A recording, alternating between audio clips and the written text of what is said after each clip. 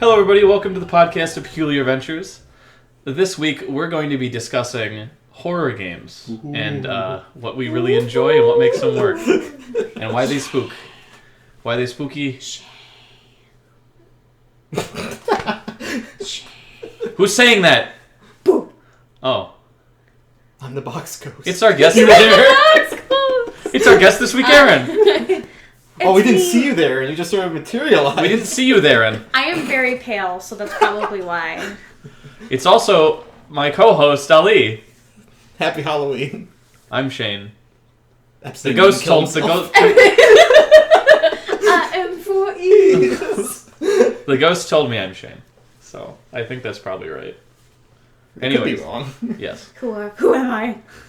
Where did I come And from? I'm so sorry. Where did you go? Why am I here? No, honestly, Ollie's works better because it is in the spirit of Halloween. Yeah. This is not my beautiful house. We can live like Jack and Sally. This is not my beautiful wife. Anyways, so, first off, I think, because it's the Halloween season, I want to talk about Halloween season events in games, which is stuff like, I know Overwatch does one every year, Apex Legends is doing one. It's not necessarily spooky, it's just in the season of things, it's Halloween. How do you like seasonal events inside of things? I know both of you aren't really big multiplayer game players. No, so this was probably a bad topic to bring it up. I like the aesthetic. People have really fun costumes. So, yeah, it's a big time where, you know, when people want to monetize games, they're like, what if we make Halloween costumes? They're only available during Halloween. Come and get them before they're Get that FOMO going. Yeah, get that. Don't let the kids at your middle school call you a basic, what is it? Default? Yeah. Yeah.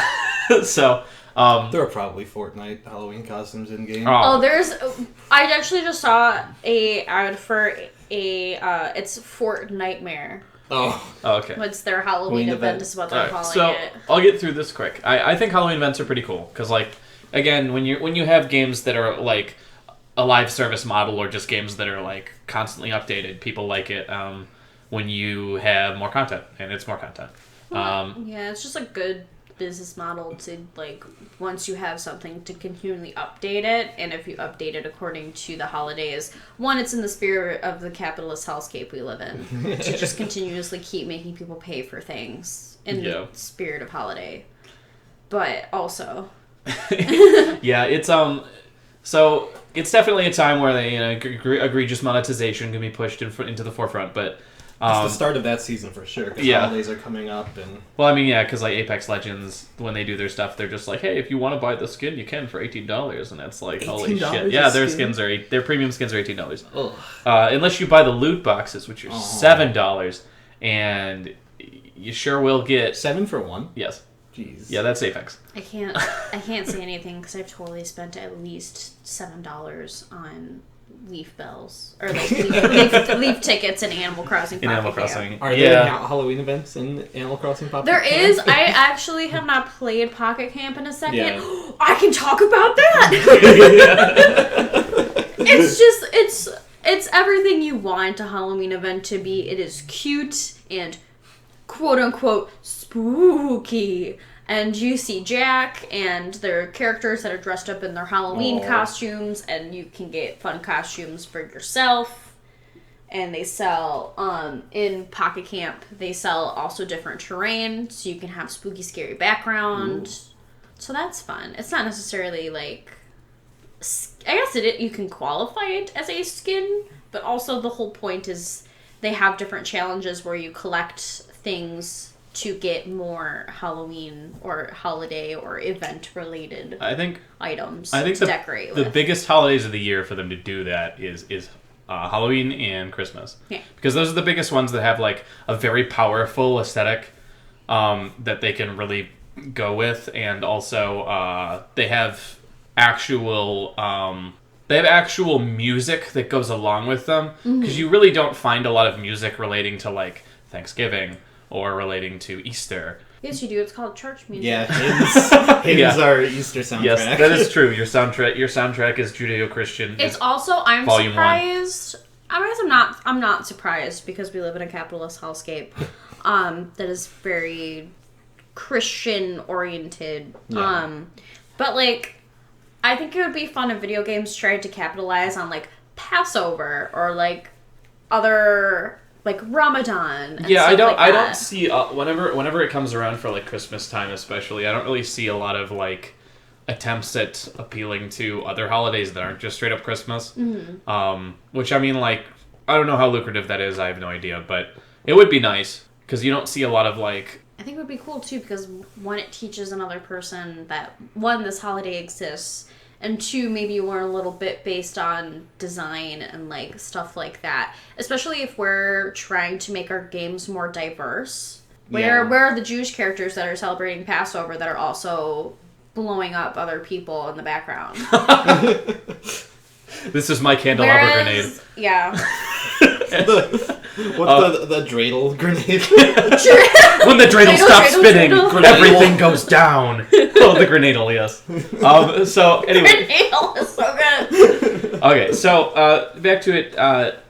Ollie, I mean, you talked about Monster Hunter is a game that you like, and Monster Hunter has a specific, like, Halloween event going on right now. Yeah, it's going to be a little late for Halloween, because I don't think it's coming out until the second week of November. I actually don't remember where its placement on the release schedule was. But yeah, it's definitely supposed to be both Halloween-themed and Resident Evil-themed, because that's the collaboration, Monster Hunter World Iceborne and Resident Evil, specifically using Mr. X from 2 is a skin for your handler, which is really funny and weird. And then your skins that you can unlock by playing the quest is you get Claire. and Leon. Good.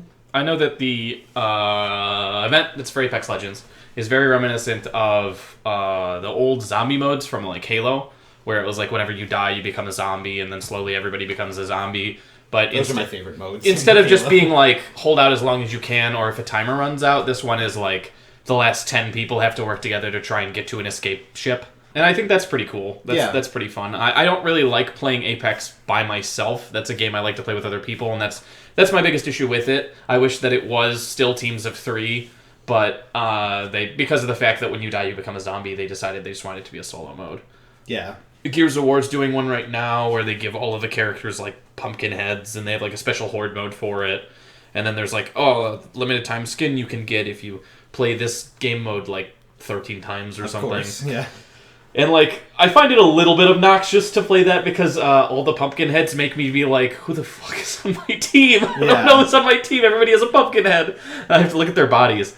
And that's kind of obnoxious. And then Overwatch usually does their Junkenstein holdout horde mode. Horde modes tend to be really popular for, like, it's just like fight the masses of monsters coming at you, and that's the big Halloween one. Yeah. So I like modes. It's funny, too, because I love Dota, but they haven't had Dire Tide for years, and that was their Halloween mode before. It was funny. It was like you picked up candy and put it in your candy basket, and then the other team would like try and steal your candy and put it in their candy basket. Is it while playing a normal game of Dota, or is it a separate? Yeah, well, it was a separate game mode. Okay. It wasn't like you could still play normal Dota while it existed. But people would always try to exploit it and find the easiest way to do stuff. Of course. And they changed it up a little bit between them, but I remember my favorite character came out, which is Ember Spirit, and how sad I was. I was like, he has the ability to like drop a remnant of fire, and then he can return to it at any time as long as it's there.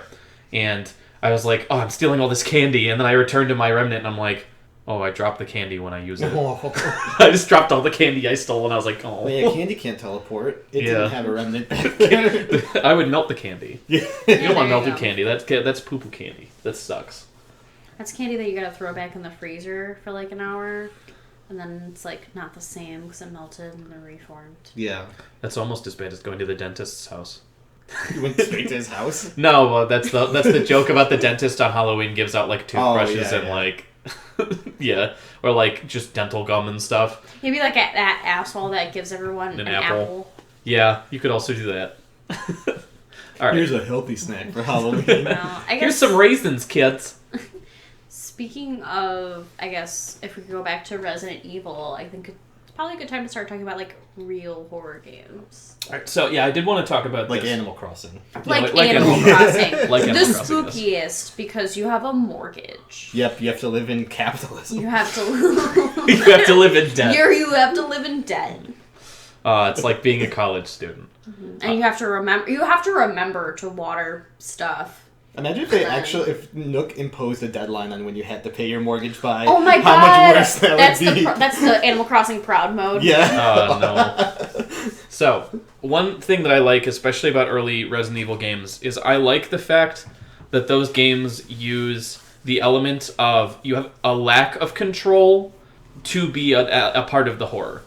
Because a lot of games that are, horror games don't necessarily, like, make you feel constricted with your movement and stuff like that as much as Resident Evil did. Like, the early Resident Evil games, you could not control the camera. It was set there. You could not shoot while moving. You had to stop. So you felt... a lot of things that people hate about the old Resident Evil games are also reasons to me why they were more terrifying. Because it was this, again, the lack of control. And even for something like the Five Nights at Freddy's series, that's a big part of it, is that you have this lack of control where in that game you're just sitting in a room and all you're doing is you're just trying to shut doors, but you can't permanently shut them and all of that stuff. I'm not super fond of jump scares being the primary reason for scaring somebody, but I do think that the lack of having control is a big reason why things are terrifying.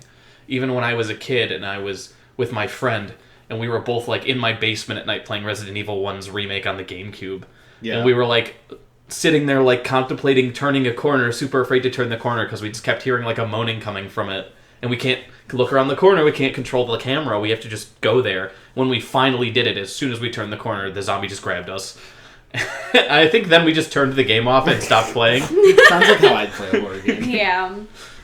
I agree that, like, a lack of control, those are kind of things that are pretty universal as far as horror goes, and I would say pretty universal as far as, like, fears, especially, like, subconscious fears. It's the lack of knowledge of the unknown. Like, you don't know, and that's one of the most terrifying things. And then also having a lack of control, mostly over yourself, because you can not have control in a situation, but you can control yourself. And in video games, that is very much, depending on the game, trying to take that away from you or limit you as much as possible with, like, the fixed camera angles. Which is why games like that are so effective as far as that goes. But also, too, like, you could, have a lack of control, or not even a lack of control with too many choices, but, like, having too many choices to pick from, too, can also play into people's anxieties, because it's like, which one? Yeah, like a decision paralysis type of thing. Mm-hmm. And especially if it's timed, so, like, having those QE or QTEs really can start playing into it, because, one, there's a wrong answer, and then two, no answer is also the wrong answer. Well, depending on the event. Yeah. But, so, like, I think last time we were all together, I brought up Until Dawn, which is a game where you essentially just play a horror movie. And those are really fun, especially with friends, because then, like, if you know what's going to happen, or, like, you all have to decide on an event, and you have 5 seconds to decide. Because your character is running, there was a noise, you are getting cinematic shots of things chasing you through the woods, and you have 5 seconds to decide if you want to go left through the really hard way and do more QuickTime events, or go the very easy way, which might slow you down. And there isn't necessarily a wrong choice sometimes, but it's the fear of making a wrong choice. Mm-hmm. Yeah. Yeah, if you put a choice with a immediacy requirement, people will panic about what they want to do. Mm-hmm. And it definitely adds to the effectiveness of how, I guess, terrifying it is. And we were talking about Resident Evil, and going back to that, we talked about Mr. X, we talked about being in a Monster Hunter, but Mr. X is that ever important, like, looming threat. Like, that's the idea of it's not a mystery what the threat is. It's there. You need to move. You can't stop. If you do, you'll die. And there's the immediacy of keep moving, keep going. Which I think some of the scariest parts, at least in my opinion, of that Resident Evil game, especially the remake, is turning the corner and Mr. X is there, or hearing Mr. X and his heavy footsteps. And you also kind of get that with Biohazard, right? Is the 7th Resident Evil game? Yeah. The first person one? Yeah. I almost said Bioshock, and it's not. No. That's not even the same. You could consider Bioshock to be a horror game. You could in some... I would say it's very Lovecraftian in some aspects, because there is an unknown, and there are, like, these certain, like, Lovecraft aspects to it. I think it takes more from body horror. It takes more from the idea of, like, dismemberment and, like, bioengineering yourself to... What is the name of... That's, like, it has a specific name, because there's one dude that's, like, known for body horror. Oh, yeah. I know what you're talking about, but I don't know the specific term you're trying to remember. Yeah. You can kind of... Because there's, like, some things, too... Because, again, it's that fear of the unknown. Yeah. Like, you don't know why this is happening. So you can also kind of consider it a little Lovecraftian with body horror as well. But it really just depends on, like, what scares you or what sticks with you the most. Because maybe, like, one person, that one jump scare can really stick with you. But then, like, if you have a gaming experience that is really, like, narrative-driven and is trying to be more psychological, that can stick with you. I think a game that's really effective that does psychological horror really well is Layers of Fear. Because, it's kind of a typical setup in the way that you are a character trying to learn about yourself and, like, pick up pieces of your past, which I would argue is a horror game trope. Yeah. I mean, hell, there's a game just called Amnesia. Yeah. So, like... I would say it's like a horror game trope where, like, you don't know what's happening, again, the fear of the unknown, and you're trying to pick up the pieces, and then you're trying to regame your memory, and then you find that your memories are so horrible that it's no wonder you forgot about them, or, you've been dead all along. Those sorts of Were you things, referring to Lynch or Cronenberg? Cronenberg, yeah. I almost... Do you want to know something really bad? What? And I can't believe I remember this because I remember nothing else. I almost was like, what's the name of that one guy from My Hero Academia that, like, turns everyone into those little weird monsters? Yeah. He, like, turns his fingers into projectiles that will turn you into, like, a ball of flesh. Guy? Yeah. I forget his name, but yeah, his quirk was Meatball, yeah. Well, no, like, he was... Like, people did call him Cronenberg. Yeah, the Cronenberg character, Yeah. Yeah, because he does just... I don't remember what his actual... do weird body horror crap. Yeah, I didn't like that part. The part was gross. It was gross as a Kirishima, like, the ball with a single eye. You can't even see both his eyes. My boy Kirishima. Just a little bit of hair coming out. Yeah. Yeah. But fuck Bakuno. He deserved that. Or not Bakuno. I just want to call him. Bakugo, yeah. Bakuno is quality. Do not insult it. I won't. I agree. Yeah. Just Bakugo is Hey, Yug! Anyways. Don't talk to my son like that. So... that makes total fucking sense. Did I call Bakugo my son? We're gonna talk about this later. Anyway, let's talk about horror games. Back to horror games, yeah. So, there's a lot of games that use horror elements but don't necessarily attempt to be scary. And then there's games that attempt to be scary with a lot of horror elements thrown in there. So like stuff like a lot of different zombie games aren't necessarily gearing towards trying to scare people. They're just like, that's the setting. Yeah. And some people can get scared. I mean, like when you're playing Left 4 Dead, there are creepy elements of it, especially like when your first time playing that game series, it was like the first time you hear a witch crying, or the first time a hunter leaps on somebody, or a smoker grabs someone. And then you can, like, there's sound cues, and sound cues can be terrifying. That game is more geared towards being like a co-op experience with friends, and not necessarily being scary, and if it is scary to somebody, it is, like, more of a by proxy of the setting. Where you move towards another game...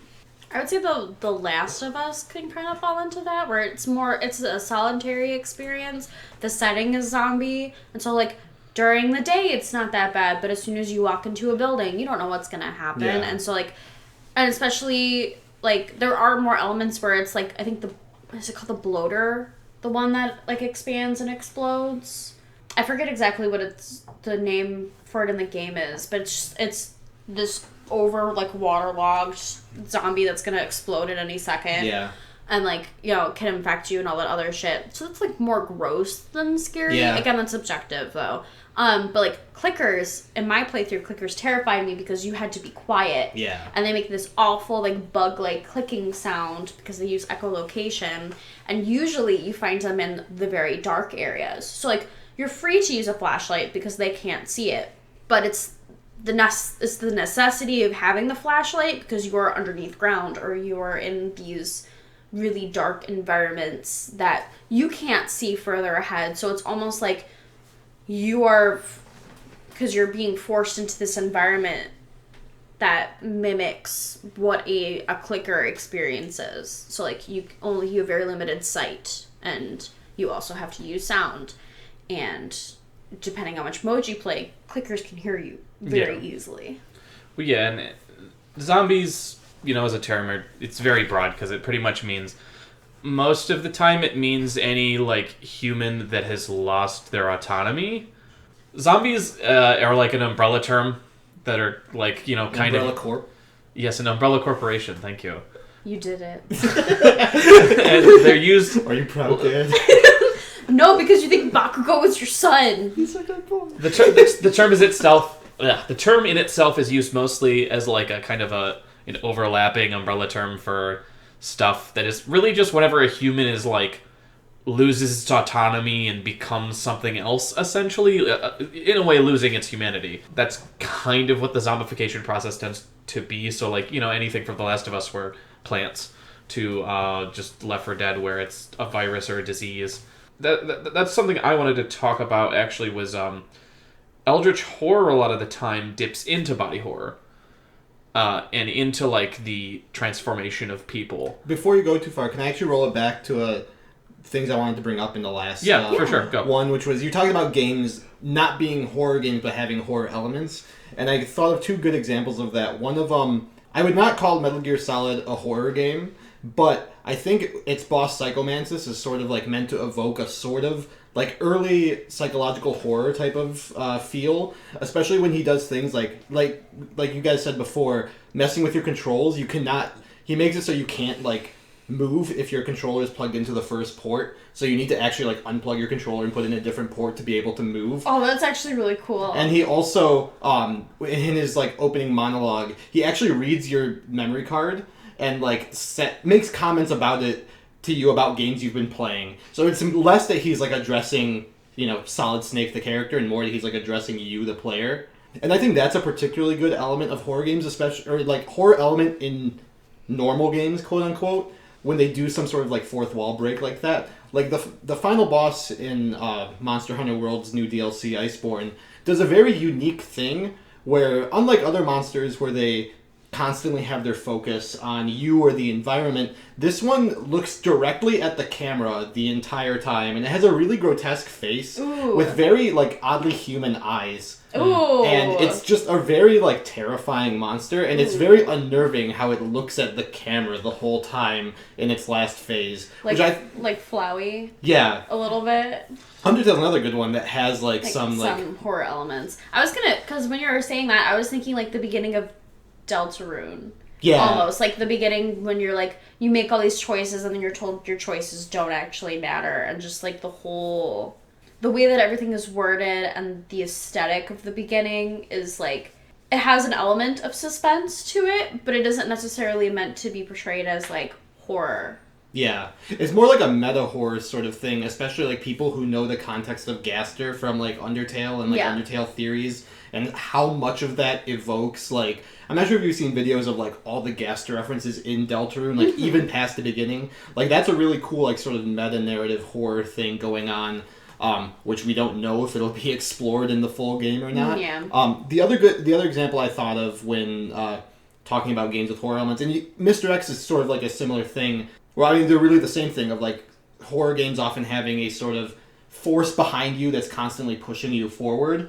It's not implemented all the time, but in Metroid Fusion, it does have a little horror element part where, because the plot of the game is Samus loses her armor, is left with, like, a very reduced shell of it, and her armor was taken by this parasite that embodies the space station that you're on, and it slowly infects like everything in the space station, which is, a pretty normal horror trope of like the horde growing and that sort of stuff. Everyone gets infected. But the whole time she looks like the enemy, the SAX, looks like Samus's sprite from like Super Metroid. So you look at this sprite and you think it's like a very familiar thing, like this is good. But the second it sees you, it attacks you with all of Samus's most powerful weapons from the last game and just destroys you really easy. Oh, wow. And the game sets up these little horror parts where you can go through a room completely normally, but then you hear a gunshot that isn't yours open a door, and all you hear are just the slow footsteps of the SAX. And at that moment you have to like hide. Like all these rooms have like little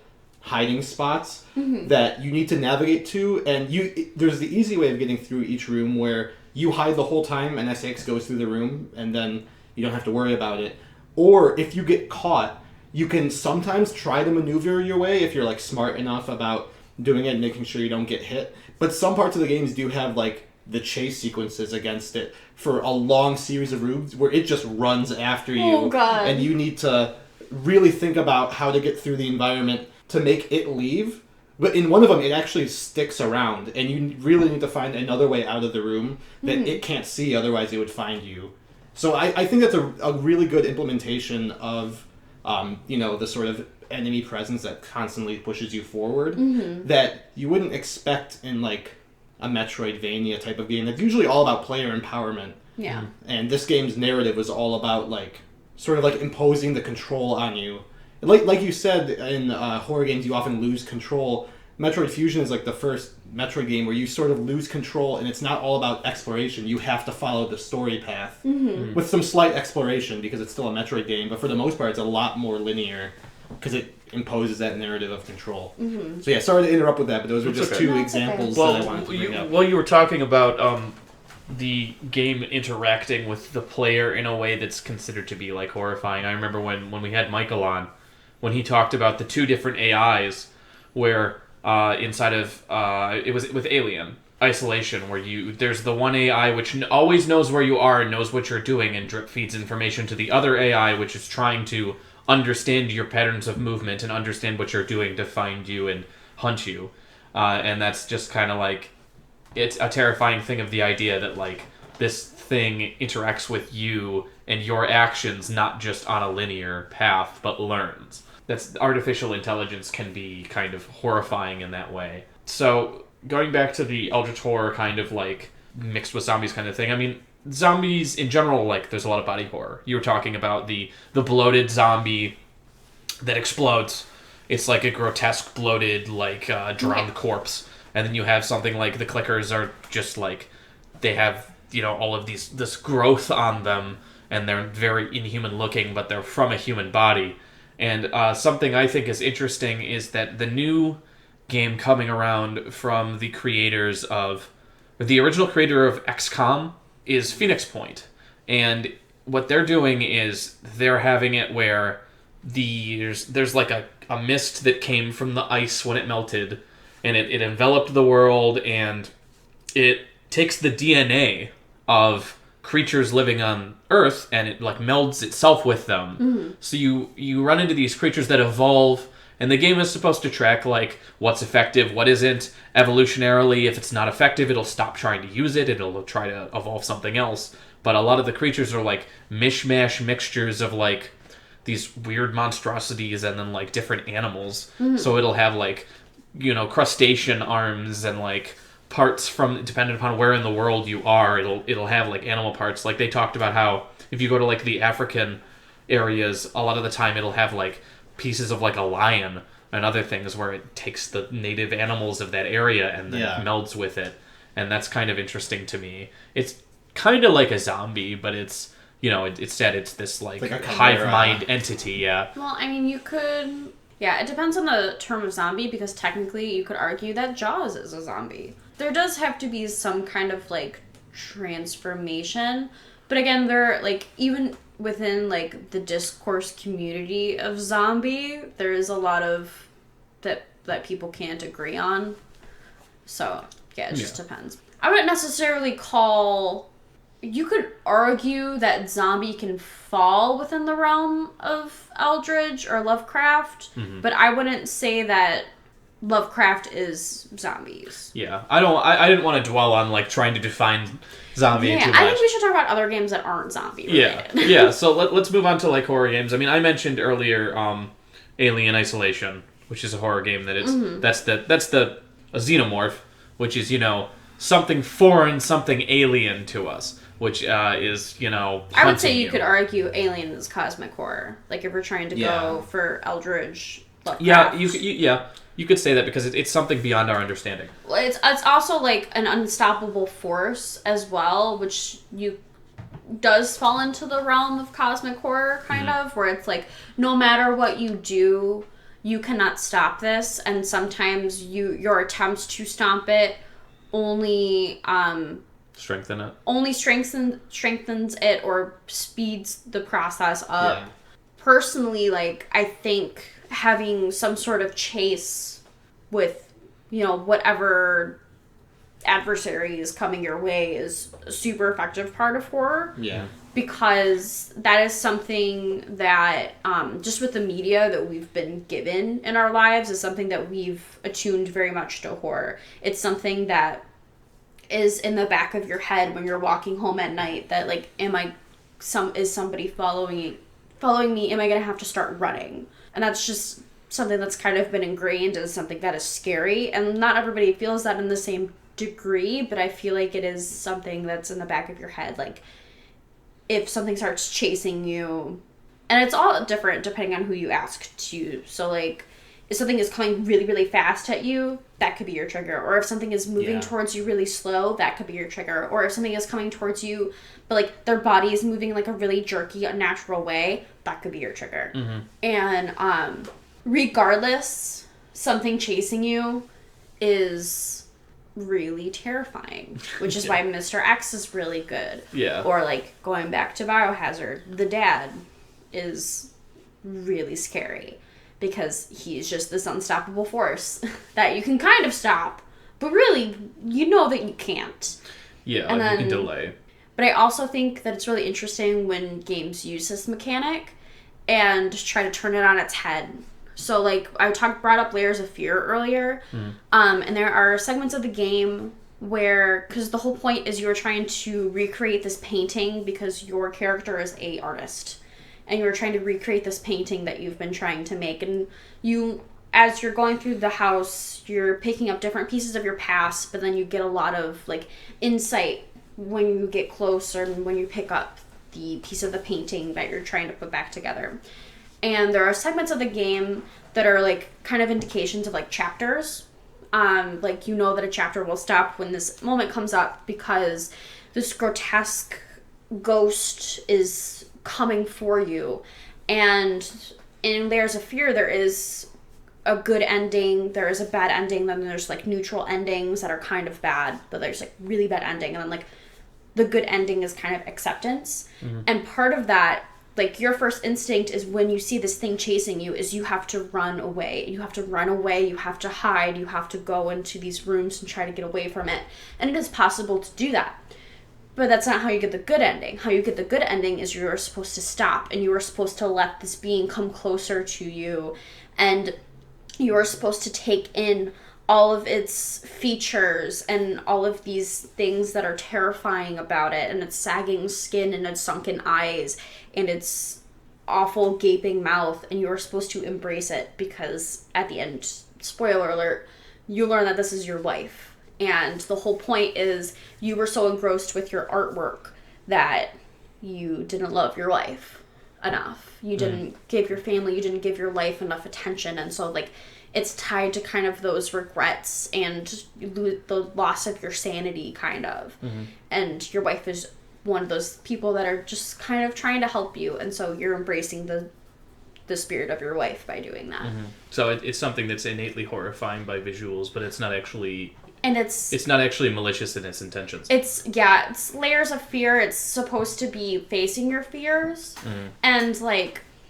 It doesn't, when you get, like, because, like, there's a moment where you get caught, and I think I don't know exactly how the game works it. I would have to go through it again, But, like, I think that there's a difference between letting it get to you and then it catching you as you run away. You know, if you embrace it, it doesn't feel like the right choice at first, but it is the better, how you get the better ending in that game. Which I think is really fun because, you know, your first instinct is to run away and be afraid. Yeah, that's really good. Yeah, I know something else that uses like the looming threat and kind of horrifying thing, and I think this is a big horror thing that a lot of people like, is when you take like the idea of a known property or the idea of something popular and then you make it horrifying. Like that's what Bendy is. Yeah. Bendy is it's supposed to be old Mickey Mouse kind of style thing. And they turn into these grotesque ink monsters. And I think it's like some of the characters you can't actually stop, you just have to avoid them. You can't actually stop them. And also the game Alice did that, where that was less of taking something like making an ink monster, and that's more along the lines of taking Alice in Wonderland but making all of the things horrifying. Almost like Burton-esque, but like Burton-esque to 11, where you push it past where Burton would put it and you put it into like horrifying like stitched monstrosities and all that kind of stuff, and like mutilation and gore. Well past the actual Burton adaptation. Yeah, pretty much, yeah. And so I know that's like an aesthetic a lot of people like to see. And then there are also games that have horror segments but aren't horror games themselves. We mentioned that a little bit earlier. A big example I can think of is from Psychonauts, where I don't know if it's necessarily... It's supposed to be disturbing. I don't know if it's necessarily... It's not like a survival part. It's more when your character's psyche and the villain's character's psyche meld together, you get this abomination of like a meat circus, where it's literally like these meat grinders are shoveling out like monster mixes that are chasing after you, and then there's like the boss is like a giant butcher that's like chasing after you and trying to like slice you with a cleaver. Yeah. So a lot of the visuals at that point are very, very horrifying, but the rest of that game isn't necessarily designed to be horrifying. Not to say the art style won't horrify some people, because a lot of the body proportions of a lot of the characters are very weird, but I love that game visually, and I love the gameplay, but that's the only part of the game that really gets into that more horror area. That's the thing I like in, not necessarily horror games, but when games have a horror element because of something being, like, you talking about the melding of, like, the minds is what made me think of a game I've been playing recently, The Somnium Files, which is a detective visual novel game, where the main gameplay of that game is you jump into people's dreams, or not necessarily their dreams, but their subconscious, which represent or manifests almost exactly like a dream. And the first couple ones are pretty normal. The people who you do it to were at like murder scenes, so you expect them to be some kind of disturbing because they saw a gruesome scene. But one of the ones you can take, because the game has multiple endings, one of the paths you go to a character that you wouldn't think would have a disturbing somnium, is what they call the dreamscape, because their character's a YouTube idol who just, like, she does, like, Let's Play videos, and she's, like, super bubbly and cute. Mm-hmm. But you go into her brain, and it's this deeply disturbing, like, scene of, like, a bunch of, like, ripped up, like, bugs, and, like, it's a dreary warehouse, and as you interact with it more, you get more and more, like, very disturbing images of, like, a body appears, like, on an operating table, and then, like, the next time you do something and you go back to the body, it's, like, all dismembered. It does a lot of, like, subverting expectations like that, because if you go to inside her mind on another route, her somnium is a very normal, like, Minecraft parody, which it has some, like, dark elements in it, but it's way more bubbly than what you saw in this timeline. And I always love when you get the really harsh subversion of, like, what the game expects, especially if you play this other route. But if you come across it first, you won't necessarily think of it then. You'll think of it when you get to the light one of, like, why was her other one so dark and disturbing? Mm-hmm. And the game has reasons for that, which I don't really want to spoil because the game only came out, like, a month or so ago. Yeah, I wasn't afraid to talk about, like, that happening in Psychonauts, because Psychonauts been out for so long. I mean, they're making a sequel right now. I've talked about this before with Gears of War, where the first Gears of War game was like the Gears of War game that they considered to be a horror game because you had the areas where it was dark, and if you went into the darkness, you would die to the krill eating you, like this swarm would consume you, or there's even a chase sequence where the krill is like chasing you and you have to hold up a spotlight to like get them off of you. And then of course the Berserker, when it first shows up, is this giant monstrosity that you can't stop. It's like Mr. X, but obviously not as slow. It straight runs at you, and it's horrifying, and dealing with it is like you have to figure out a way to deal with it. You can't immediately just unload bullets into it to kill it. But moving forward, I'd actually like to talk about like horror themes and stuff that is actually not supposed to be scary. So like when they pull horror into things, but it's more for like I guess like satirizing the setting, or not even necessarily satirize. So stuff like Luigi's Mansion. Oh, like a game that has like a spooky, scary kind of aesthetic, but it's not intended to be scary or spooky at all. Nintendo likes to do that with, like Mario does that with any Boo level oftentimes. Okay, counterpoint. The piano in Mario 64. Yeah. Yeah. That did scare the crap out of me when I was a kid, that's true. With all the scare chords, too, being played. Yeah. Scare chords with the giant teeth! Yeah, and then the terrifying. books And you can't that fling beat at you. Yeah, no, you can't. Yeah, you can't kill it. The books get flung at you, and like the Boos. Yeah, I guess in a way it is a little. It is a little spooky, but it's like in a setting where you can't take it entirely too seriously. Because Luigi's Mansion as a game was always like that. Could you take some of the horrible, scary bosses in Majora's Mask then seriously, even though you know that it's a Legend of Zelda setting? I think Majora's Mask is a pretty terrifying game. Yeah, Majora's Mask is. It's like unsettling. As a child, I was afraid to be alone in my basement while I was in the sewers in Majora's Mask, because the music playing with the hat, or not the hat, the mask. The Happy Mask Salesman. Yeah, the Happy Mask Salesman was just terrifying to me. One of my favorite things to scare people, I think you mentioned it earlier when you're talking about things not moving right. I see that in two ways. One is like how the Happy Mask Salesman moves in those cutscenes, where he moves directly from one pose to another with no frames in between. Like, that's sort of terrifying. Yeah. Like the sort of really jumpy movement. And then of course the other one is the really grotesque movement of like when you think of like, I can't think of direct examples, but I've seen the trope a lot with like zombie or like monster type enemies moving by like twisting their body in like creepy ways, or like sort of like a very weird crab walk like to you, any sort of really non-standard method of moving. And that kind of thing then, like speaking of things that aren't meant to be scary but still kind of like unsettled you. Yeah. The nobodies in Kingdom Hearts 2. Oh yeah. Specifically the main like nobody enemy that shows up, the Dusks. Yeah. The way that they move was kind of creepy. And they sort of like float they, to like, you like a weird little They, shimmy. I was gonna say with Zelda, I was always the sound cue for the the Redeads? The Redeads is always horrifying to me when I was a kid. And like the first time you run into the father that's locked in the basement. The one that's like kind of mummified, half redeaded. Yeah, half redeaded. Yeah, that scared me a lot when I was a kid.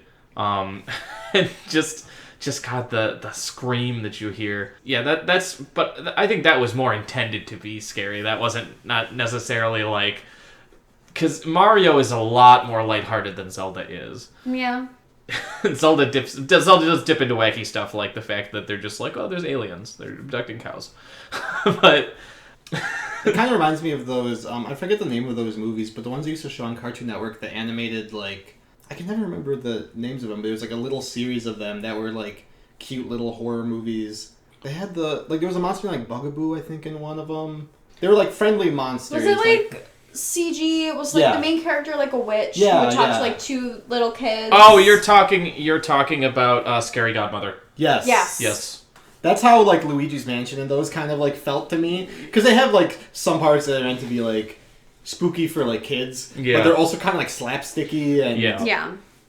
Yeah, I the one character that always annoyed the crap out of me in those was the werewolf character, because he was supposed to be like a bumbling idiot that was also a dickhead and like super greedy. Isn't he always like British each time too? Like he had a thick like. No, I don't think so. He had some sort of like particular accent. I remember. Yeah, it was. I think it was more of a way of speaking than it was an actual accent. Yeah, he spoke very loquaciously. Yeah, because when you were talking about like contortion and things moving eerily, that's a big thing that Dead Space tries to do a lot. Dead Space, obviously intending to be like the design perspective behind it was, this is Resident Evil Forbidden Space, but Dead Space is creepy and disturbing at some points. But my biggest issue with it was that it didn't necessarily scare me, not because of the fact that it wasn't trying, but because after a while I just got way too used to it. Every dead body I saw on the ground, I'm like, that's gonna attack me. And it did, and I'm like, it became too predictable. Like, it gave me a specific expectation, and it kept meeting it. And I wanted it to subvert it in a way. I wanted to try and have it scare me more, but it about halfway through turned into more of an action game that was super predictable about what it was doing. That's kind of like was my experience with what the fuck is the name of this game? It is BioShock in space. BioShock in space? I have Prey. There we go. Oh, Prey the is new Prey. Prey is Prey is similar to that, where it's like there are very much horror elements. It is, I would call it similar to an Alien, where you're on the space station for unknown reason, and then there's this unknown entity. But it's very much an action shooter game. At least that's how it felt to me. But there are creepy elements, but I wouldn't necessarily call it. And like I got creeped out sometimes, and there were moments where it was suspenseful, where like I knew something was gonna happen. Whereas like, you're not. The game doesn't ask you from the beginning to suspend your disbelief and become engrossed into the story of the game like most horror games do. Yeah. I mean, a lot of games will also just kind of like have a scary part, but they're not necessarily intended to be scary, and it's not like a segment of the game.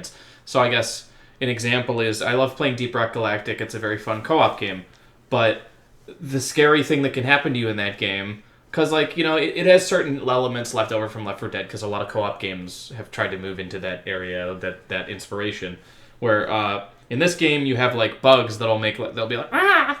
And then, like, that's a bad imitation of the noise. I'm terrible at that. But they're called the Maktara, and you know that they're coming for you because they make a noise. And then suddenly, they just kind of fly down at you, and they'll grab you and lift you up and fly away with you. That's really funny. Yeah, and so, like, it's more of a get it away from me kind of thing, and less of a, like, scary because it's scary, but scary because you just don't want it to happen. Anxiety-inducing? Yeah. But the big one is sometimes you're just walking through the cave, and then suddenly what's called a cave leech will get you.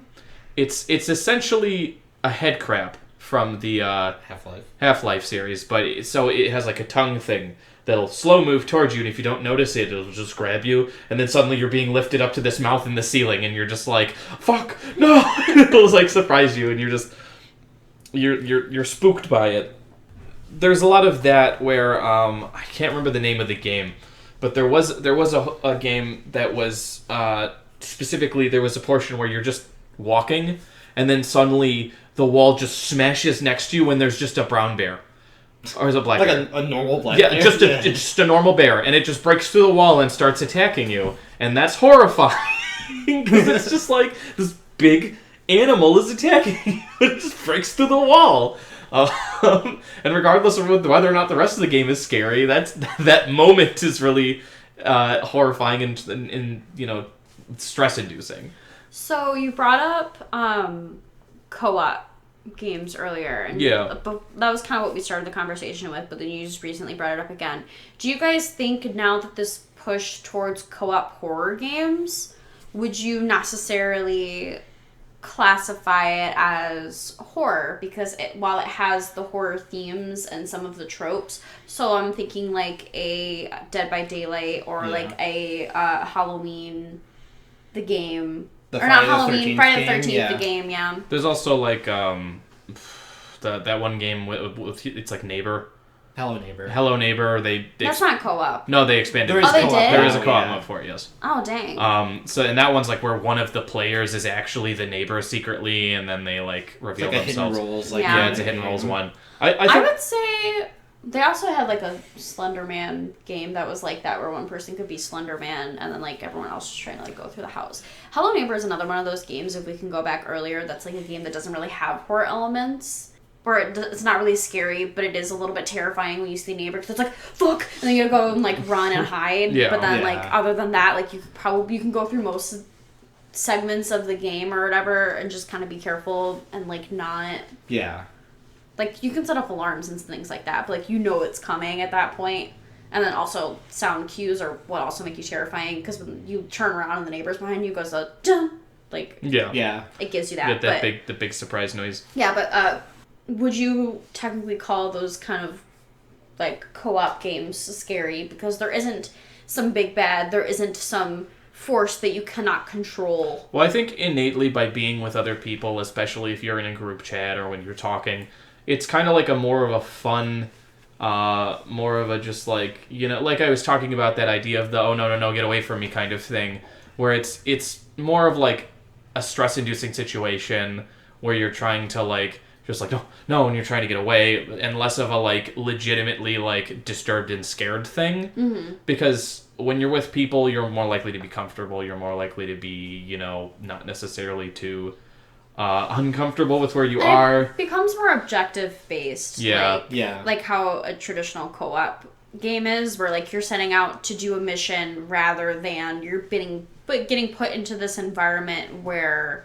you're having to play through the story, because there is really no story. It uses story games, almost yeah. as a setting, especially like with the Friday the 13th, where, you know, the story is there's Jason and there are plot points and story elements within the game, but it really has nothing to do with the game, and you're not experiencing it. You're just running away and doing these things and collecting these items to try to escape. It reminds me more of like a sort of co-op experience, like if you do a real life like escape room with friends, with there's no real penalty. It's just stressful because you want to do this thing, and like especially the time limit, if it's small, can be like very stress inducing. Yes. Like having other people there really helps alleviate a lot of the horror sometimes, unless it's something weird like you do an escape room with like a Unless group you're of like strangers. you're like me and you forget that nobody can read your mind. Yeah. Nobody's on the same page as you, which is more stress inducing because I know what's happening. Yeah. Why does no one else know? Well, and that's another thing about co-op is that you're oftentimes the stress-inducing element of it. You're less likely to be scared, and you're more likely to be frustrated. Yes. Like there's a Yeah. lot of people who are very competitive when it comes to like, especially PvP games. Even though those are co-op, in a PvP setting, you have teammates, and because you have teammates, if things aren't going the way you want them to, you are more prone to blame the issues on those people, because you know it's easier to blame other people than it is to blame yourself. Mm-hmm. And so like you can get frustrated more easily instead of just instead of being spooked and scared, you're just pissed off. Yeah. It evokes a lot more of those feelings than the feelings a horror game would elicit, and I think because of that you could probably argue that they're not a straight definition like horror game, and just like I would a argue game that they with- are not horror. Yeah, games. just like a game that might have some horror elements, but often like those are a lot less consequential, I feel, than like examples we've brought earlier that were single player games with horror, because I feel like horror is a very personal experience. Or It at least is, yeah. Yeah. Well, and it's funny to me. Unless you're doing like a was it Man or Men of Medan, the new one that came out? It's by the same people that did Until Dawn, where there's multiple players, and it is a game that invites you and almost begs you to play with other people, and it's essentially you're switching off the controller, or everyone has their own controller, and it's one story, but everyone is in control of one, possibly two characters, depending on how many people you're playing with, because there's like 5 main characters. And it's very much like an Until Dawn, where there's horror elements and a lot of jump scares and decisions to make that are time-based that can give you anxiety, and depending on the setting, you know, if you're running away from something or you are trying to attack something that is coming near you. But in that aspect, I would call that a co-op game that is also a horror game, because you have to play with other people, and your decisions during your playthrough affect other people, but it's still a solitary experience because it's still you controlling this character, and even if you get your other friends' input, like, you can ask them. At the end of the day, it is your decision, regardless if that decision was influenced by other people. I would say that is an effective co-op horror game, besides maybe like a Resident Evil where you're both playing two characters going through this. Yeah, I mean, when you got to like Resident Evil 5, when they started implementing the co-op, it really was more of a action game. It was an action game with like horror being kind of like the back window dressing. Because it's Call of Duty Zombies. Well, that's what I was going to talk about. Games where they have like a little horror addition to them, where it's not part of the main game. So like Red Dead Redemption did it with an expansion where they had a zombie expansion. Then you also have Nazi Zombies when that came around. That was like a little horror thing that they added on for a multiplayer game mode. And we talked about like Halo used to have like the zombies mode, which some people could find to be scary in a way. Yeah. I remember there was the Predator mode where everybody was supposed to be like Marines, and then the Predators were like invisible, so you had to look really close to see if you could see them. Oh, yeah. So because if they were like invisible, but they weren't perfectly invisible, so you could still see like that kind of little like fog, and you could shoot at that. So that was there's a lot of things that use horror to like expand itself a little bit and add something a little extra on. I can't think of any other games that added like a little tiny horror mode aside from we talked about Halloween seasonal events. I feel like those are often excuses to sort of make different AI patterns and just kind of justify those sort of AI patterns, because everyone likes the whole like the horde that doesn't move like how an enemy player character would, where it tries to be smart about a thing. It's easier to implement like a dumb AI kind of thing, like a horde AI that just reacts to like a small set of things, and it reacts pretty predictably to each one. Yeah, because I mean, Dead Rising never really tried to be that scary. That was always just kind of like, you're in a mall, put this dumb hat on, go kill some zombies. Yeah. So I have a question for you guys. Do you think horror games are more effective as far as scaring you when they give you the option of a weapon or when they don't? And this is probably like an opinion-based thing. So like, for example, I hate going back to Resident Evil, but that's just the first thing that I'm thinking of. But like a Resident Evil where you have guns and you can defend yourself, but things are still coming at you, versus an Outlast where you only have a camera and your only option is to hide or run. Yeah, well, so with Resident Evil, it's weird because Resident Evil isn't necessarily... Resident Evil is about preservation. Yeah. Self-preservation, but also preservation of your resources. So then what is another... Or like, I guess the option to fight back versus not having an option to fight back. To be helpless. Yeah. So like, I brought up when we were first talking about the subject, where it was just us before we went and got Ollie, but like Little Nightmares, I think is the name of the game, where it's a little Rain Hood, where like, eventually you get the option after running away to fight back against these creatures that are coming after you. Whereas in Outlast, you don't get the option to fight back. You are only... Even with the second one, too, with the second one really became, I would argue, a little bit more action-y. But, like, you... Or things that, like, give you a weapon, but they are limited in their uses. Like, you get a limited amount of ammo, or you get a limited number of hits before that weapon is rendered useless. Yeah. I think it just depends on the experience, really. Like, if you're trying to go for this... That's what I was saying, specifically for you and your experience. For how it's effective? Yeah, which one scares you more? Oh, if I can't do shit about stuff, it's more scary to me than if I actually have a way to, like, fight back. Like, if we're talking about, like, alien isolation, where, like, I just have to avoid it, that's a lot more, discerning and uncomfortable than just being able to fight it, but maybe not wanting to. Yeah. I would agree with that. I definitely think you can make a situation where the other one's more terrifying, because, like, especially when you have a bunch of different type of enemies chasing you, and some are, like, immune to, like, a powerful weapon you have. Like, what if this hypothetical, like, super zombie or alien thing that had, like, a hard exoskeleton and was resistant to shotgun shells, which you was your go-to to clear like everything else effectively. That produces its own like unique sort of like oh shit like feeling, which I think is it's a worthwhile emotion to evoke from someone. I would think in general, not having any sort of way to fight back is, it's easier for that to invoke more terror, I feel. But at least in my mind, I kind of like that more because it means I don't have to worry about picking up a new tool and thinking how that measures up against the threats. And I guess it's more like clear some anxiety for me because it's less things I have to think about and I can more think about my own survival and that sort of thing. It's one more choice that you don't have to have to worry about. So how do you feel about like the invisible threat?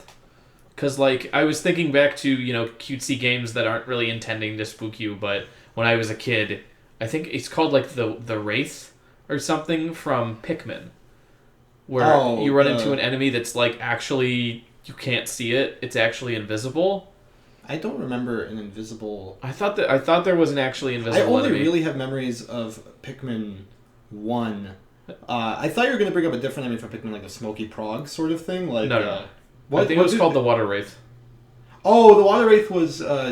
Yeah, I guess it wasn't really invisible. It just looked like the water it was on, so it was kind of hard to differentiate from the terrain. So it was, I guess you could call it like sort of invisible. Yeah. More so camouflaged. Yeah, but that scared me when I first saw it, and I was thinking of stuff where like Don't Starve. Oh yeah. In Don't Starve, the biggest issue you run into is if you just don't have light in the darkness, and then you don't know what's happening, but you can just hear sounds.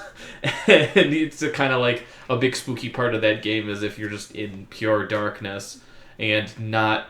That losing vision is a big thing. It really is, for sure. Another thing... Oh, you can go. I was just going to say, as somebody who needs glasses and has terrible night vision, not only relying on touch and sound is really scary. Yeah. There is a game where I think it's a horror game. I think it was made by some people that were developers on BioShock, where you play as a blind person and there's like using sound and I think like feel, you can create kind of like this image in front of you, but like you have to go explore this area but you are blind and so you're very limited. And there's a couple different horror games and stuff like that. I even remember playing like a mobile game where you have to rely on sound.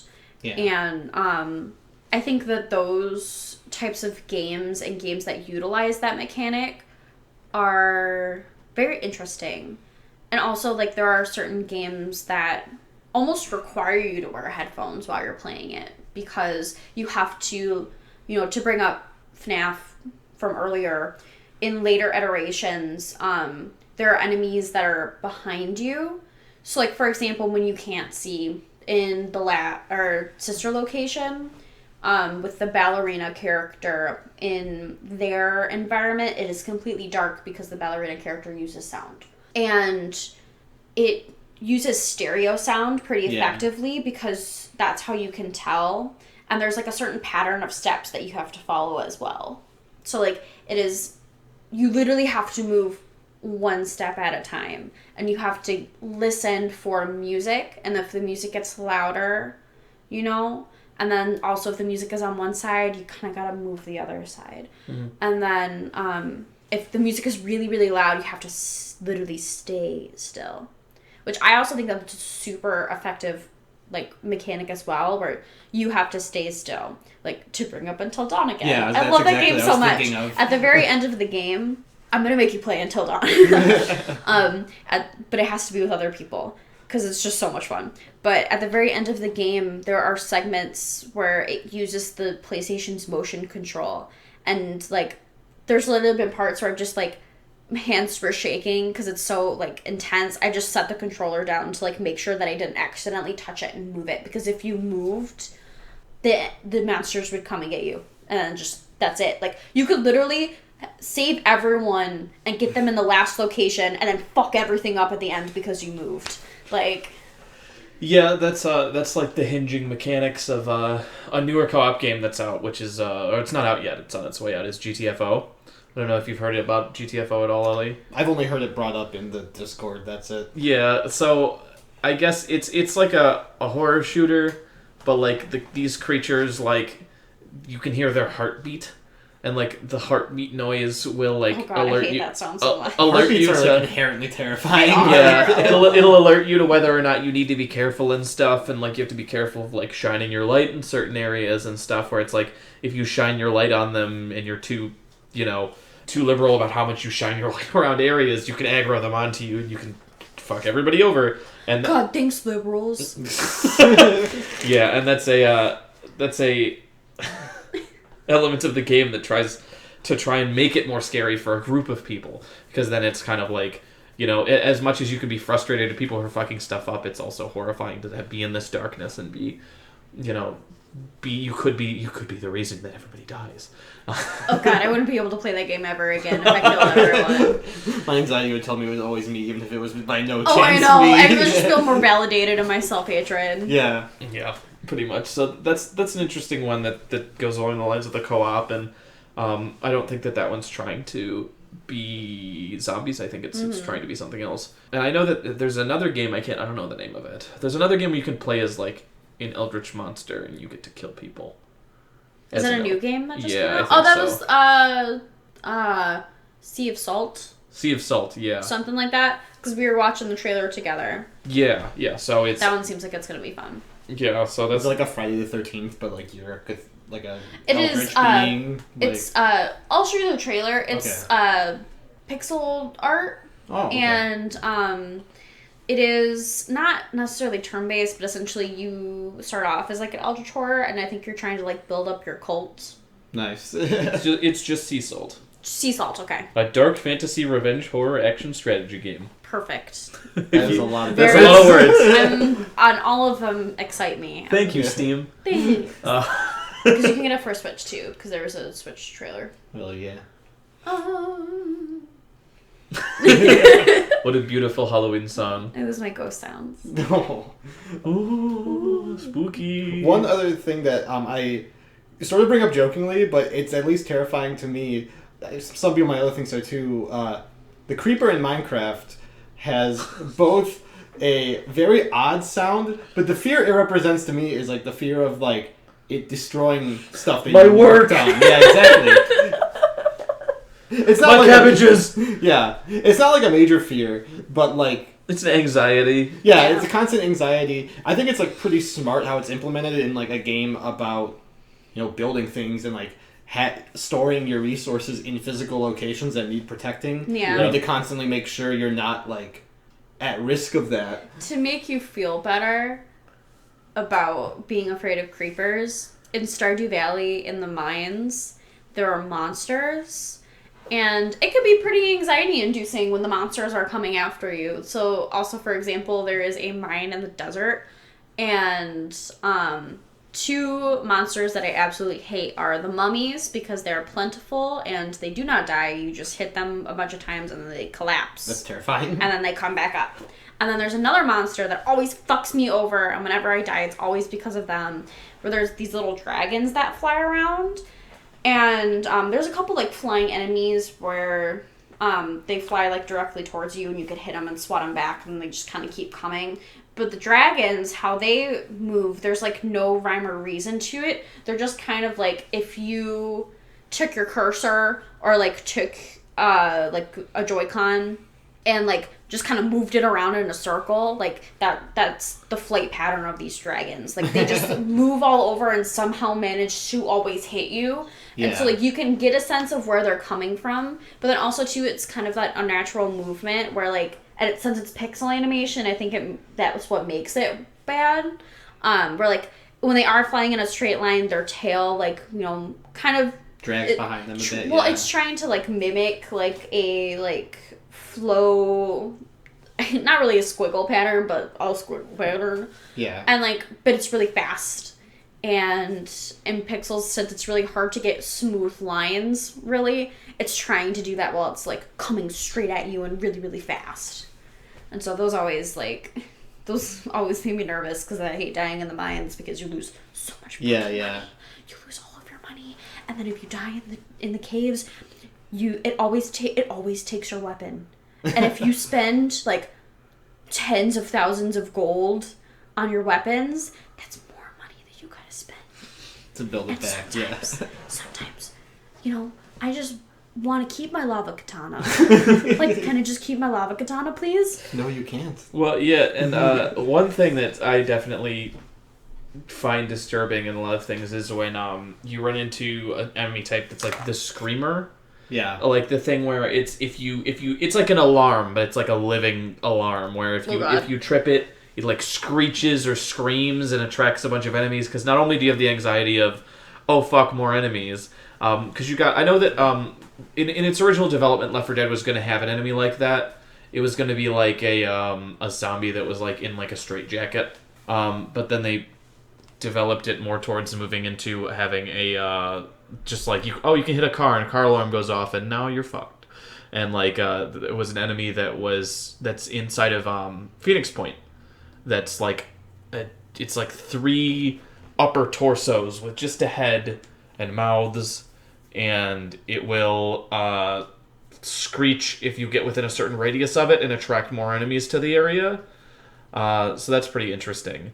And a lot of the enemies in that game, with their facial details, they don't have like eyes or anything. They're like it's like a mouth with like frills and slits and stuff. I meant to bring it up actually when you brought up body horror. Not just like physical body horror, because this is about to be a stretch, but locational body horror. Like the main explain. The main example I think of is like when spaces don't occupy are like non-Euclidean spaces and they don't make sense, which is one of my favorite things about PT.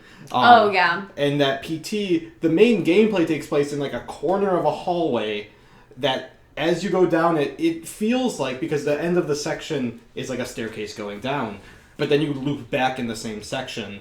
I would argue you could also bring in body horror to PT. 1, for fetus in the sink. Yep. And 2, specifically for this one scene, because this is the most terrifying scene to me in PT, where your vision turns red and you are moving really wobbly. That so much, yep. And you are going down this hall way too fast, and it's really, really jerky. And you can consider that to be body horror. Especially because the eyes. The eyes too, but also we could classify it as, if you want to classify unnatural movement as a part of being body horror. What's the abbreviation mean? PT? Yeah. It's playable teaser, but okay.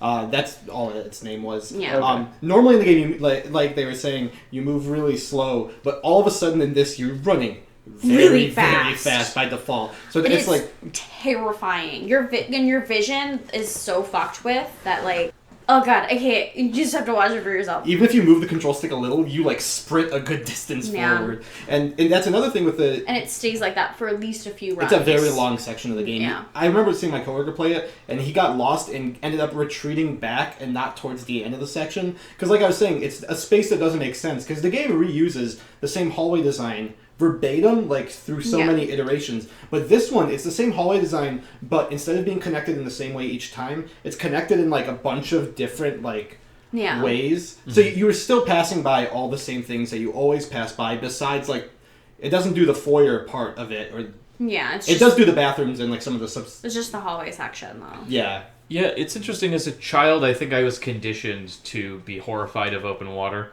So like, whenever I would play a game, if I was in open water, and maybe it was Banjo-Kazooie that did it to me.